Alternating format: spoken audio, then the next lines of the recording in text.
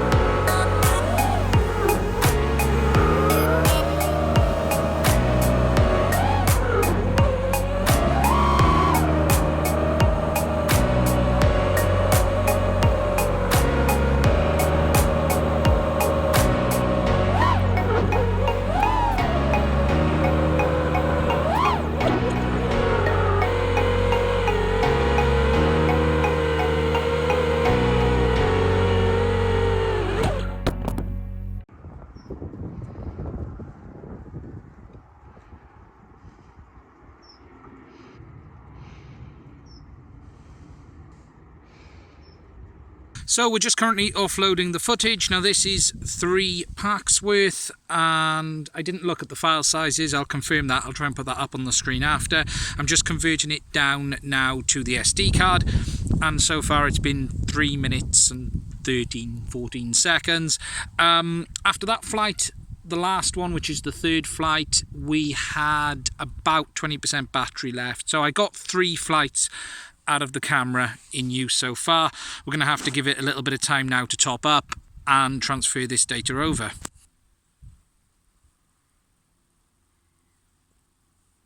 Okay, so it's just finished and it finished at 15:50. Now this is about 10 seconds behind because I'd already started the transfer, so about 16 minutes. Now, just interestingly, what I want to have a look at is what the battery is charged to now. Because okay, so I started that with the battery on 20% and now it is at 89. So whilst it is doing the transfer, it is charging the battery up on the device as well. Okay, last pack. Let's see how it goes.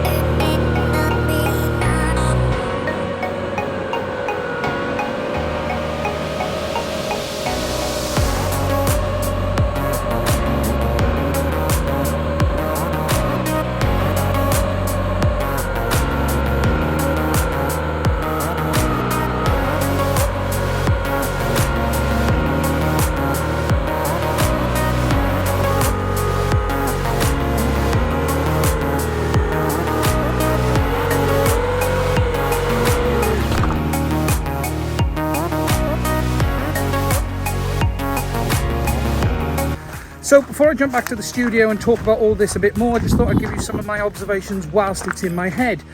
All very interesting. I haven't seen the footage yet, so I don't know what it looks like. Form factor and fit is great. That glass on the front really does worry me though.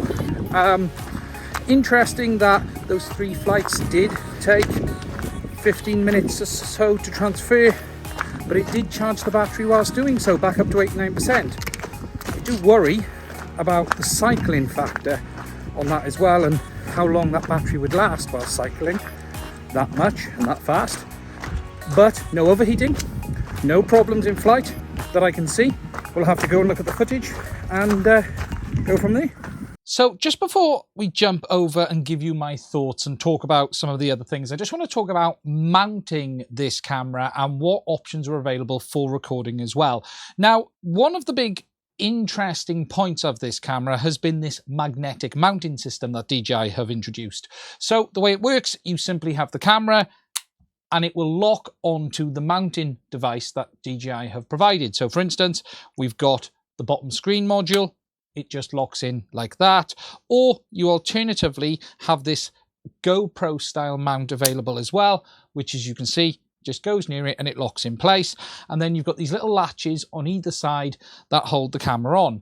Now, I will say it is absolutely solid when it is in place. However, I would personally not trust this with the camera on an FPV quad, and that is why I 3D printed up this TPU mount. Now, there are a few reasons for that. The first is to offer some extra protection, because at the end of the day, even when the camera is on the mount like this, and I could then put that on the quad like that, there is no protection for the camera itself. It's going to get you up and running, but it certainly isn't something I am personally comfortable flying with. And that's why I went down the road of printing this TPU mount. Now, this is one of the basic ones that I found on Thingiverse. It does a good job, actually. It just splits in half in the middle. You then simply place the camera inside, and then it holds it in place with the bracket and locks it in place as well. Now, this one doesn't have any protection for the back screen, and obviously there's not really any additional protection for the front glass, but it does add a little bit around the sides. I had no issues with this one overheating either. For me personally, whilst this magnetic mount is quite impressive in the sense of it's quite cool the way it works, it will simply lock in place, it isn't something I would feel comfortable with strapping onto something and in being sure that something isn't going to go wrong, because all it's going to take is one of these latches to come loose and then you could lose the module. But it is worth me saying that the magnet on this is extremely strong. You know, if I put it there, you can see it clamps straight in.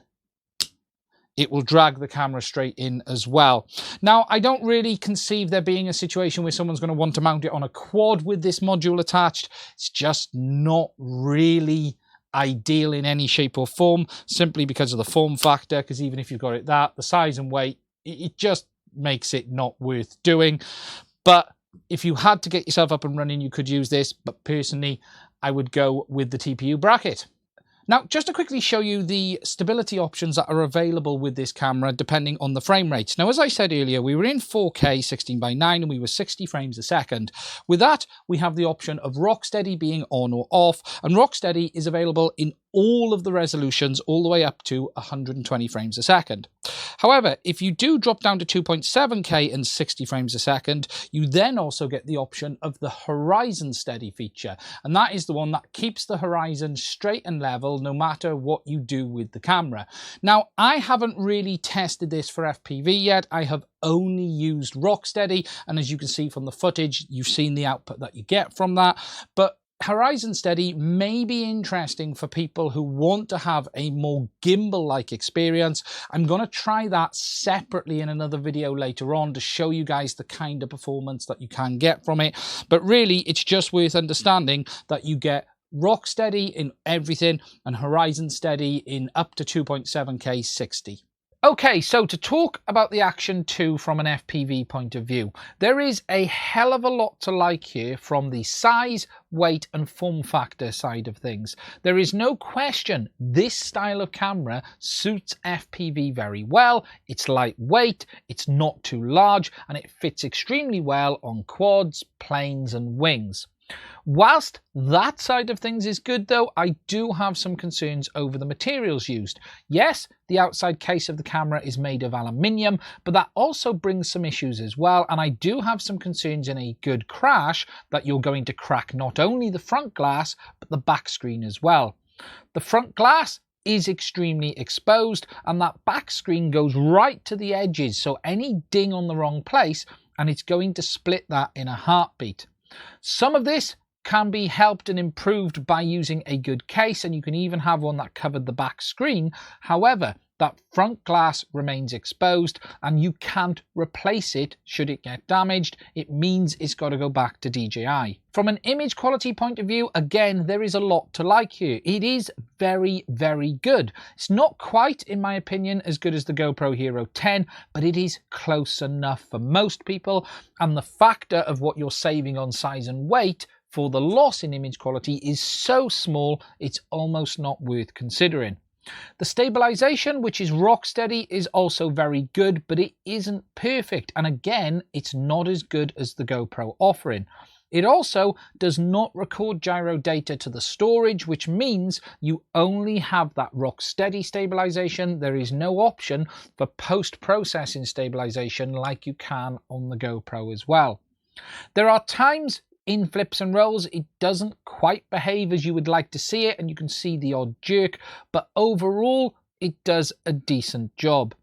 For wing users, you also have that horizon steady feature as well, which you may find interesting. However, do take into account that it does limit your record rates compared to Rocksteady, which works in all of them. Overall, from an image quality and stabilization, I think it's a good compromise. Yes, the GoPro is better, but this does get close. And considering the size and weight, I think most people will be more than happy. Now, whilst that's the positives, there are also negatives, and we'll address the elephant in the room first of all, and that is overheating. Well, the reality is, from a FPV quad point of view, it's not a problem. This will not overheat in general FPV use as long as you've got a good case. If you're using it with the DJI magnetic mount, which I strongly advise you don't, it will be fine. However, if you're using it with something like a TPU case like this, in my tests, it was okay as well.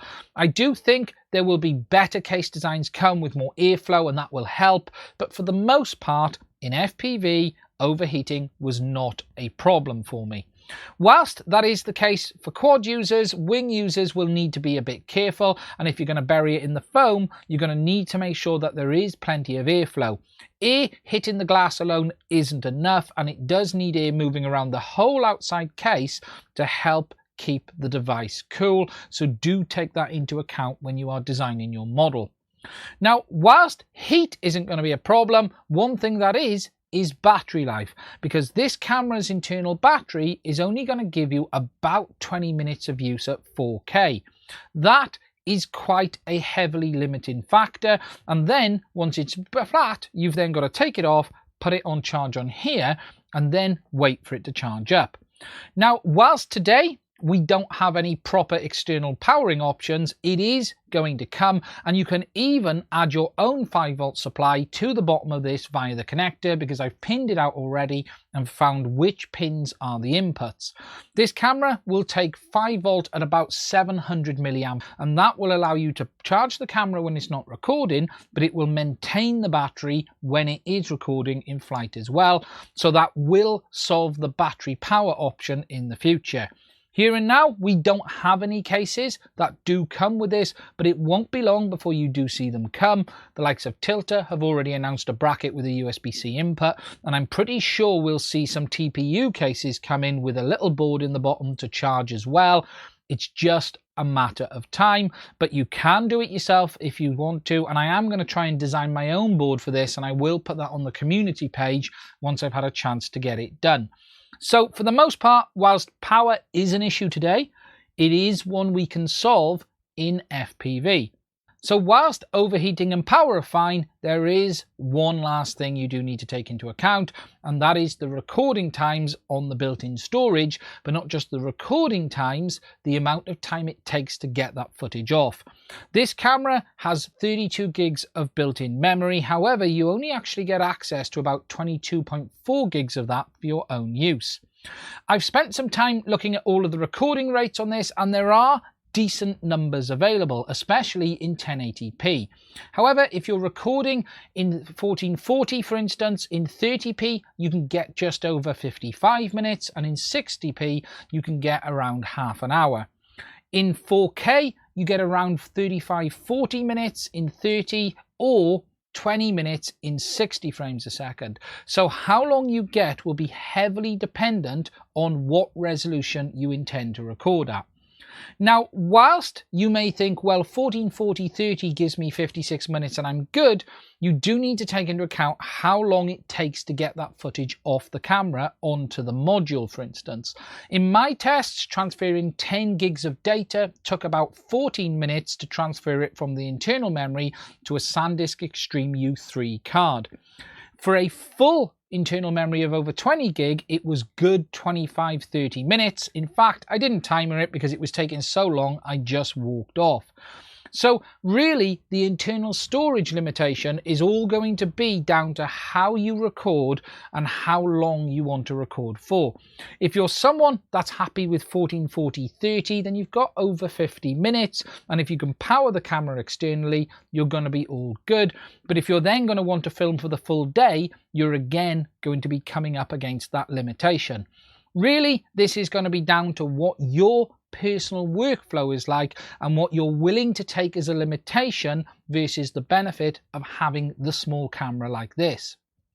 So in the end, should you consider buying the Action 2 for FPV? Well, the reality is yes, you should absolutely consider it, but you just need to weigh up the plus and downsides. As I've already said, this camera has a lot of positives going for it. Size, shape, weight, great image quality, decent stabilization. However, there are concerns and there are downsides. That front glass and back screen is extremely exposed, and how well will they survive a crash even in a good frame? Even if you protect the back, that front glass is always exposed because you need to be able to see from it, and you cannot replace it yourself at this time, so you are going to need to be careful. Furthermore, you then have to weigh up the power issues and the recording issues in the sense of power can be solved because we know how to power the camera. We've just got to wait for some cases and boards to come out to allow us to do that. But you still have those limitations around recording. And what you have to decide for yourself is, does the onboard storage being 22.5 gigs limit you? And are you willing to put up with the transfer times to the module?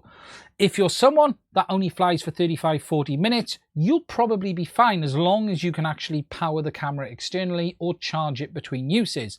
However, if you're not someone who does that and you're out filming for 4 or 5 hours, then you could find the workflow on this camera a pain point. It is going to be down to how you choose to use it.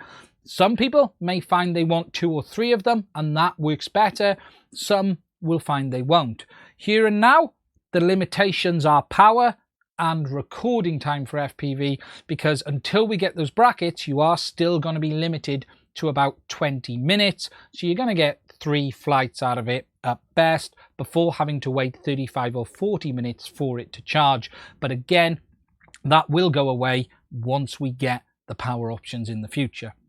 Hopefully the information you've seen in this has been helpful to you, and please do let me know what you think in the comment section of this video. Now that's it from me. If you'd like to support the channel, please do consider hitting the subscribe button and don't forget to hit the little bell next to it as well. If you'd like to support us further, there are links to Patreon as well as Buy Me a Coffee, and if you'd like to help us keep making independent reviews like this, please do check them out, because it is only through your support are we able to do this. Finally, there is a link to my Discord server in the description of this video as well, and if you'd like to check that out, come over, say hi, please do let me know and hop over and I'll try and answer any questions you have there too. Anyway, that's it from me. Stay safe and I will speak to you guys again soon.